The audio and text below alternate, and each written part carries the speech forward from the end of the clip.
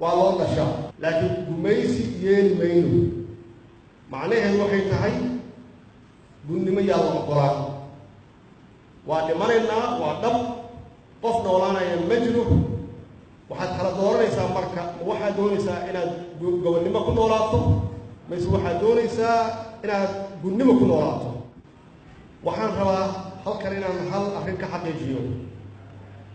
Allah noo dhaliyay Soomaali Allah Islam naga dhigay gudnimo yeeli mayno qabjabna yeeli mayno waxaan ka dhignaa sharaf haddii sharaftaasi nala gelayso geeri diyaar ayaan u nahay marna ma ogolaanayno marna ma yeelayno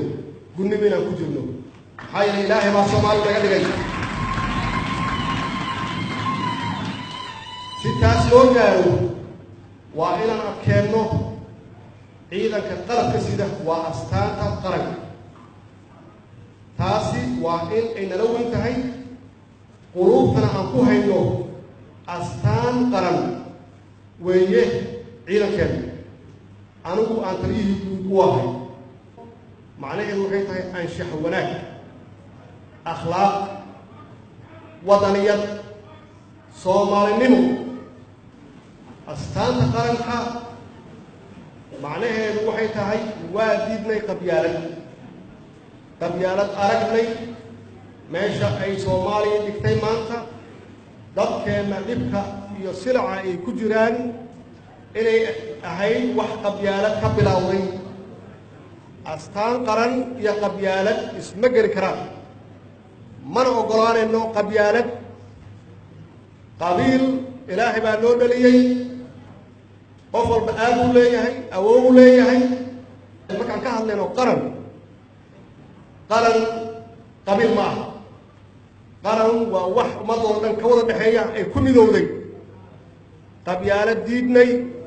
qofkii maanta qabyaalad ciil u qaba maanta qofkii qabyaalad ciil u qaba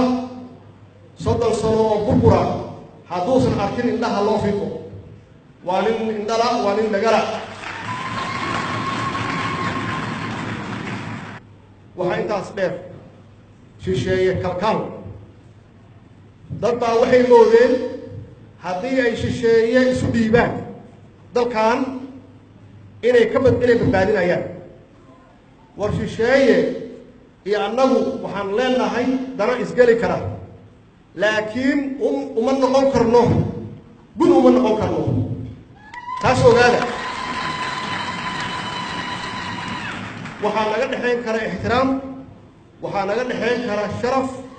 waxaa naga dhexayn kara wada shaqayn laakiin nin ka sarreeya ma jiro cidna u hoos fariisan mayno ama uma daba fariisanayno shisheeyo uma daba fariisanayno sidaan dalkan horumarkiisa uga shaqayn lahayn waa wax annaga lagu xiran waa wax Soomaali ay ka go'an tahay si kasta ha noqoto meel kasta hawsha ha naga gasho waxay ku dhamaanaysaa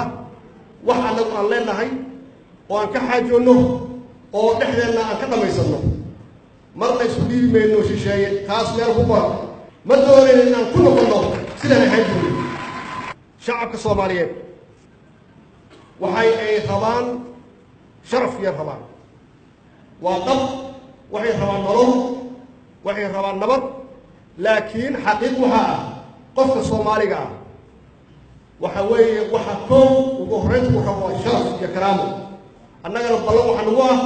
inaan soo celino karaamadaas iyo sharaftaas inaan soo celino sharafkaas waxa lagu soo celin karaa inaan dib u xoreyno dalkeena dib u xoreyno